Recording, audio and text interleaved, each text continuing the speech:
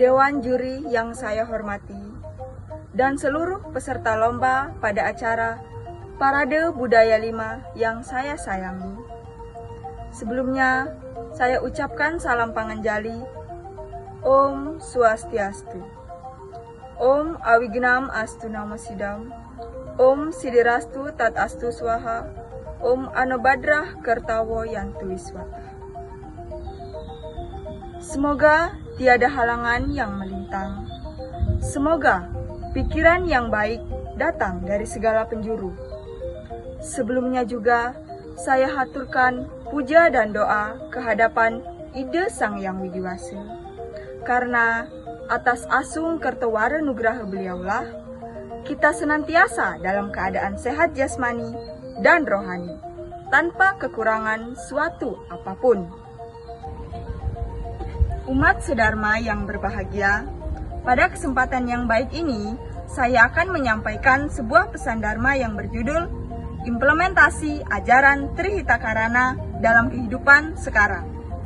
Ketertarikan saya untuk mengangkat topik ini tiada lain berangkat dari sebuah renungan yang menghasilkan kekaguman atas keadiluhungan konsep Trihitakarana yang saat ini menjadi primadona dalam pembangunan bagi Hindu yang mandara, aman, damai, dan sejahtera. Hadirin umat sedharma yang terkasih, telah banyak fenomena kehidupan di sisi kita saat ini yang dapat kita jadikan sebagai refleksi untuk bangkit menjadi yang lebih baik dari sebelumnya. Tujuan agama Hindu, Moksartam Jagadita Yaca Iti Dharma, hanya akan terwujud apabila di hati umat sedharma telah mampu menciptakan keselarasan, keharmonisan, serta keseimbangan dalam berbagai konteks kehidupan. Konsep Trihitakarana yang mulai populer dan menjadi ikon Hindu dalam menata sendi-sendi kehidupan masyarakatnya sebenarnya sudah ada sejak dahulu. Pada zaman Majapahit, Trihitakarana merupakan salah satu dari 18 rahasia sukses pemimpin besar Nusantara Gajah Mada pada waktu itu. Gajah Mada memasukkan konsep ajaran Trihitakarana yang harus diikuti oleh para pemimpin Majapahit untuk mewujudkan cita-citanya mempersatukan Nusantara.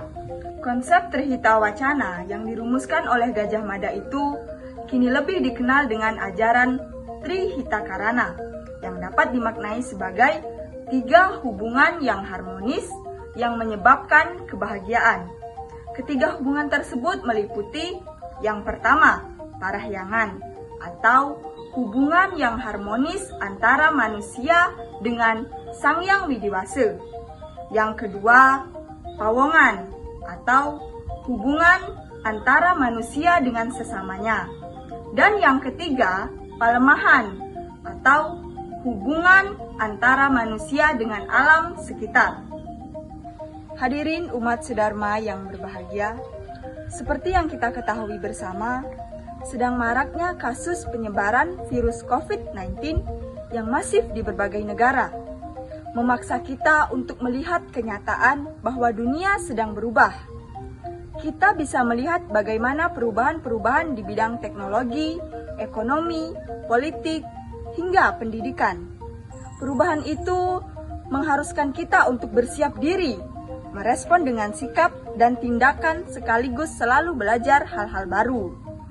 Pemberlakuan kebijakan physical distancing yang kemudian menjadi dasar pelaksanaan belajar dari rumah dengan pemanfaatan teknologi informasi yang berlaku secara tiba-tiba tidak jarang membuat pendidik dan siswa kaget, termasuk orang tua, bahkan semua orang yang berada dalam rumah. Saudara-saudara umat sedharma yang saya banggakan, Trihitakarana sebagai konsep keselarasan hidup masyarakat Hindu memiliki spirit yang kuat untuk mewujudkan Hindu yang siap dan tangguh dalam menghadapi tatanan masyarakat dunia yang semakin keras dan kompleks. Dalam mengimplementasikan konsep ajaran ini, sangat ditekankan bahwa ketiga unsur tersebut harus diaplikasikan secara utuh, terpadu, dan tidak ada yang paling dominan. Dia senantiasa seimbang dalam pemikiran dan seimbang dalam segala tindakan. Apakah kita sudah menjalani ajaran ini? Umat sedharma yang berbahagia, sebetulnya tanpa disadari kita semua telah melaksanakan ajaran Trihitakarana ini. Apa contohnya? Ketika kita melakukan proses upacara mecaru. Dalam proses mecaru, ketiga unsur yang ada dalam Trihitakarana tersebut dilaksanakan. Terkait dengan parahyangan, para pelaksana upacara tersebut dipastikan akan melaksanakan hubungan dengan ide Sang Hyang Widiwasa dengan mengucapkan mantra dan doa persembahyangan. Terkait dengan pawongan, masyarakat Hindu dengan konsepnya menyama Braya mengadakan gotong royong dalam melaksanakan upacara tersebut. Selain itu, dalam persiapan pembuatan banten caru, bahan-bahannya perlu membeli ke pasar. Kita memerlukan buah, memerlukan janur, daun, dan lain sebagainya. Ada proses simbiosis mutualisme terjadi di sana. Penjualnya mendapatkan keuntungan dan pembeli pun juga mendapatkan keuntungan. Transaksi ekonomi terjadi di sana, sehingga kesejahteraan bisa merata, mulai dari tukang parkir, penjual buah, hingga penjual janur.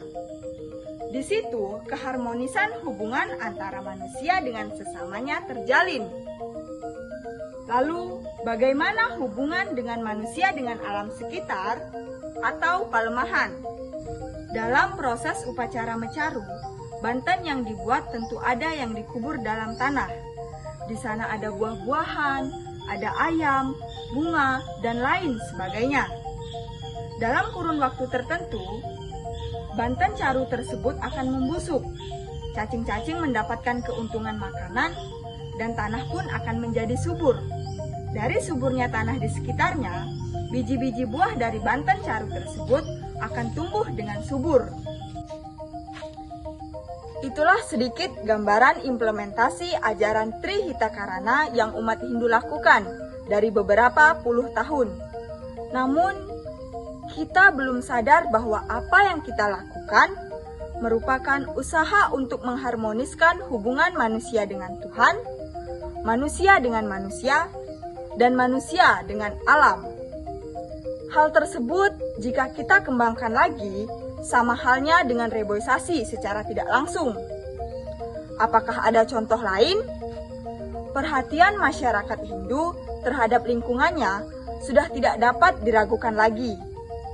Sebelumnya, saya mempunyai sebuah pertanyaan.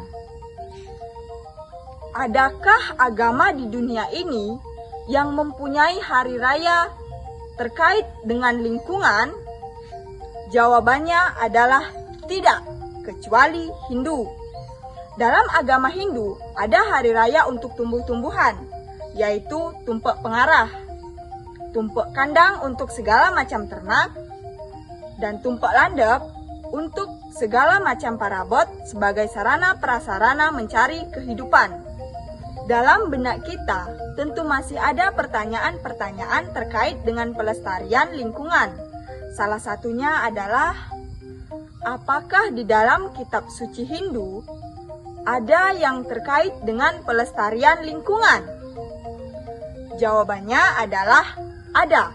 Salah satunya yang dapat saya petik dari kitab suci Manawadharma Sastra Adhyaya 4, Sloka 56 yang berbunyi, Napsu mutram purisamwa stiwa namwa samutsreje amedya liptamanya dua lohitamwa wisaniwa, yang artinya hendaknya ia jangan melemparkan air kencing atau kotorannya ke dalam air sungai. Tidak pula kotoran-kotoran yang lain, tidak pula darah atau hal yang berbisa. Umat sedharma yang terkasih, dalam upaya menjaga keharmonisan alam semesta ini, umat Hindu senantiasa menjaga keselarasan antara skala dan niskala, baik secara vertikal dengan Sang Pencipta dan lingkungan alamnya, maupun secara horizontal dengan manusianya. Hadirin umat sedharma, sebenarnya masih banyak yang ingin saya sampaikan pada forum ini. Namun, mengingat terbatasnya waktu yang diberikan, maka saya cukupkan Dharma Wacana pada kesempatan ini. Bila ada salah kata, mohon dimaafkan. Kepada ide Sang Yang Widiwasa, saya mohon ampun. Jukut kangkung sambal sere, kirang langkung tiang nenas ampura. Om Santi, Santi, Santi, Om.